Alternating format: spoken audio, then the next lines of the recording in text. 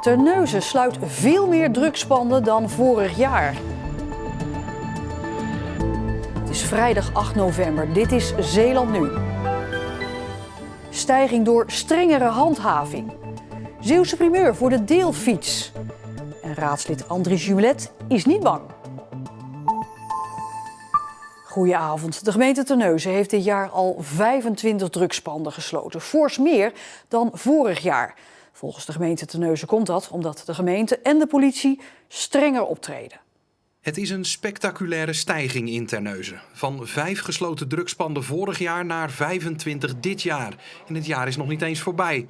Een van de gesloten panden ligt hier, aan de Grenulaan. Ja, er schijnen inderdaad grote hoeveelheden marihuana gevonden te zijn. Een aantal personen die dat daar dan verhandelden en ook kweekten. Het schijnt in het verleden ook dreiging geweest te zijn met een vuurwapen. Het gaat niet alleen om de binnenstad, maar ook om buitenwijken. Volgens burgemeester Lonink is het vooral de politie die sneller optreedt en vaker aan de gemeente vraagt om panden te sluiten. De handel zelf zou niet echt toegenomen zijn. Ja, we hebben geen aanleiding om te veronderstellen dat er meer gehandeld wordt. Het is wel zo dat we sinds een paar jaar met politie, maar ook als gemeente zelf, meer inzetten op handhaving. Omdat we vinden dat we een gemeente willen zijn met goede woonkwaliteit. En dat tast de leefbaarheid aan, zodra er vanuit een pand gehandeld wordt. Dat merken we. Nadat Terneuzen jarenlang de grootste koffieshop van West-Europa in huis had, wil de gemeente graag uitstralen dat ze drugsoverlast hard aanpakt. Het stijgend aantal drugspanden dat dichtgaat valt ook inwoners op. Al zien ze ook dat er met name in de binnenstad nog veel misgaat. Er wordt nog steeds heel veel gedeeld, dat merken we wel. Dus ze lopen eigenlijk overal rond. Je komt ze hier in het park tegen, je komt ze in de binnenstad overal tegen. Ze schamen zich ook nergens voor. Dus je merkt ze krijgen telefoontjes, ze schieten in actie, de mensen spreken ze aan. Ik denk dat de politie het ook goed genoeg weet dat het die mensen zijn, maar er wordt gewoon niks aan gedaan. Maar het is echt wel in de binnenstad een groot probleem hoor. Ja, voor de veiligheid. Veel drugstoeristen. En ze rijden vaak met hoge snelheid de wijk in, de kinderen spelen. Ja, we hebben al zo vaak gezegd dat het onveilig is daardoor. En ze staan overal maar spullen uit te delen. En dan komen kinderen op de fiets langs en er ligt van alles op de grond. Lonink benadrukt dat ook in andere plaatsen steeds meer drugspanden worden gesloten. Maar erkent dat de stijging van 5 naar 25 panden in Terneuzen fors is. Als we merken dat een pand in de loop zit of vanuit gehandeld wordt, dan willen we de loop eruit halen.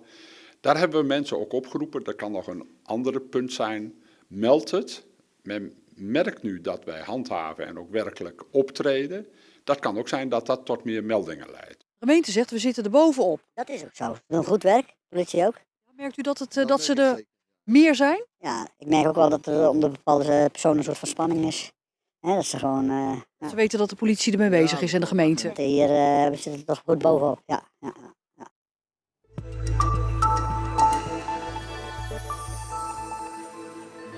Middelburg heeft sinds vandaag als eerste gemeente van Zeeland deelfietsen. De deelfiets is een proefproject van de provincie Zeeland om Zeeland beter bereikbaar te maken zonder dat iedereen zomaar de auto pakt. En volgens gedeputeerde Harry van der Maas werkt dat zo. Nou, ik kom met de trein of ik kom met de auto naar Middelburg en ik denk, ik ga naar de binnenstad en ik heb een fiets nodig. Ik gebruik de app, ik ga een fiets reserveren.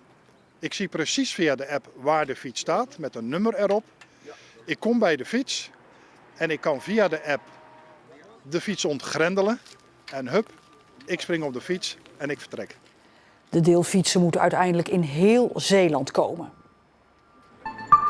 Een 25-jarige man uit Vlissingen heeft een celstraf gekregen van 2,5 jaar, waarvan een half jaar voorwaardelijk. Volgens de rechtbank in Middelburg is de man verantwoordelijk voor de schietpartij in april op het Stadhuisplein in Vlissingen. Niemand raakte gewond, maar er was wel veel ophef. De schietpartij ontstond toen 4 personen probeerden een ruzie uit te praten. 1 kogel vloog zelfs door een van de ramen van de naastgelegen woonlocatie van Arduin. Nederlandse vissers mogen volgend jaar 40% meer tong en 17% meer school vangen. Dat komt omdat er veel jonge aanwas van deze soorten is, heeft een internationale onderzoeksraad bepaald. Voor Zeeuwse vissers zijn tong en school belangrijke soorten.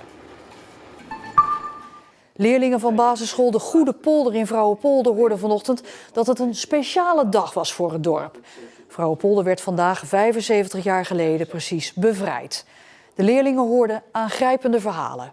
Dat Westkapelle onder water is gezet, dat wist ik toen eerst niet. En nu wel. En hoeveel slachtoffers er ongeveer zijn getroffen. En die slachtoffers zijn vanmiddag herdacht. En dat maakt ieder jaar weer indruk. Je moet wel eigenlijk wel beseffen dat mensen hun leven hebben gegeven voor Vrouwenpolder te bevrijden. En dat is best dapper. En dan komen er soldaten met een lachend gezicht uit het huis. En heel kort hoor ik zeggen, Vrouwenpolder is vrij.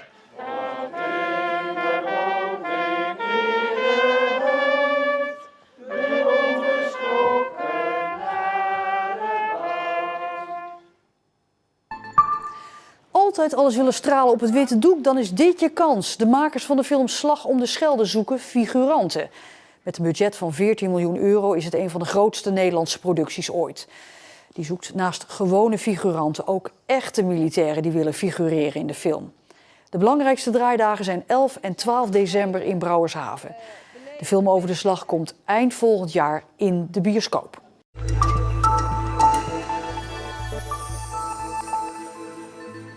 Het was schrikken voor Andries Jumelet uit Ierseke, raadslid voor de ChristenUnie in de gemeente Rijmerswaal.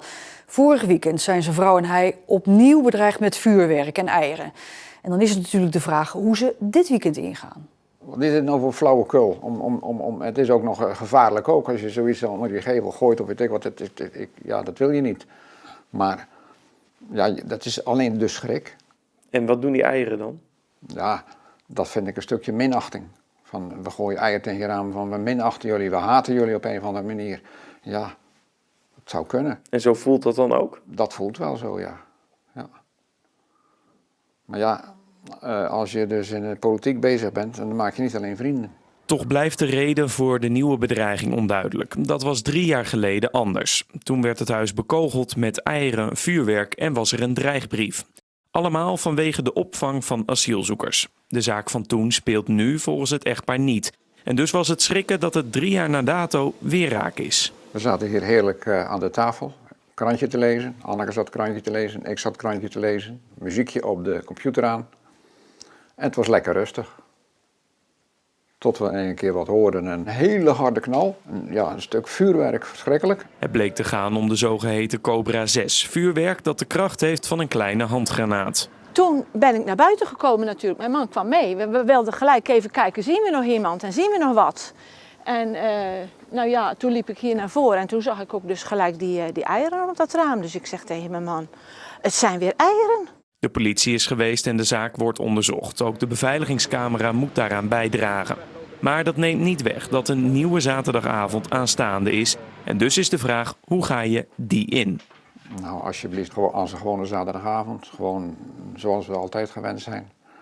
Dus ik ga niet denken van, het is weer zaterdagavond, ze zullen weer... Dus ze mogen komen. Ze mogen ook komen op vrijdag of zaterdag. Gewoon aan de deur, bellen. En laten we even een praatje maken. Ik heb tegen niemand iets. En ook als ze het gedaan zouden hebben en ze komen vertellen van we hebben vorige week eieren tegen de ramen gegooid, maar nu heb je laten merken dat je wilt praten. Nou, we komen even praten. Dan zijn ze nog even welkom. Maar uiteraard wel zonder eieren en vuurwerk.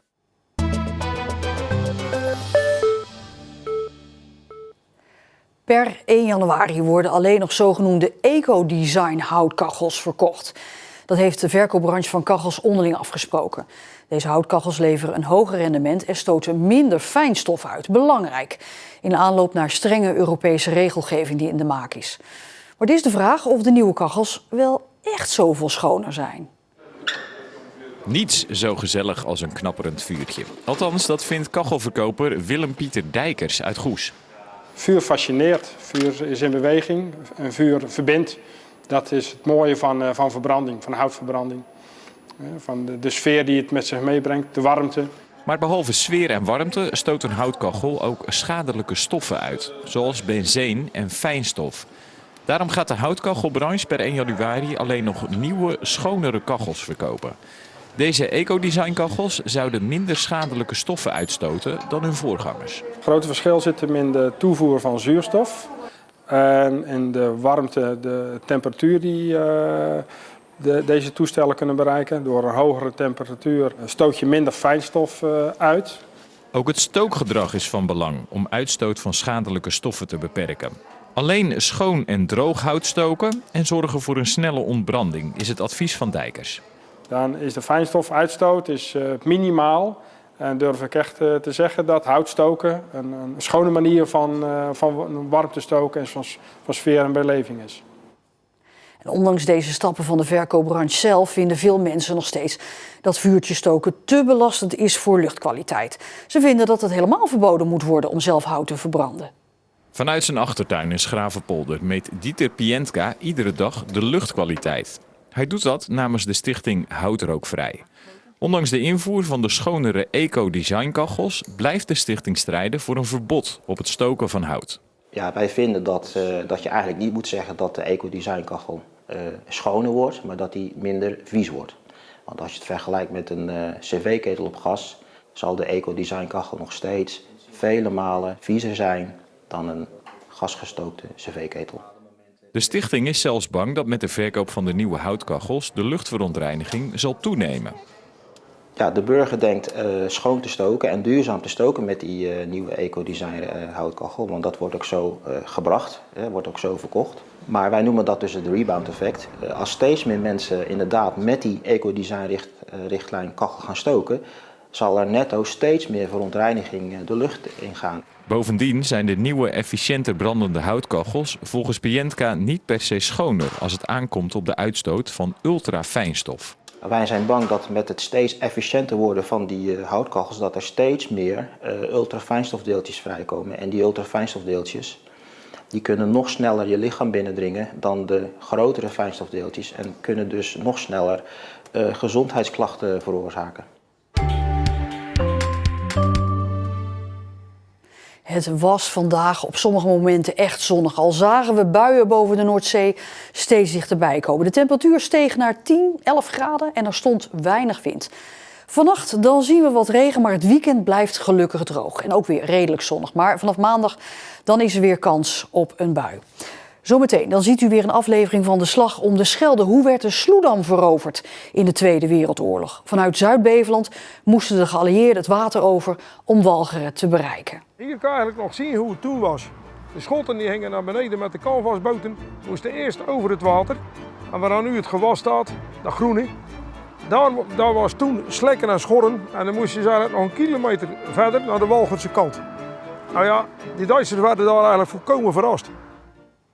Dat dus zometeen. Tot zover het nieuws. Ik zou zeggen tot morgen en alvast een heel fijn weekend.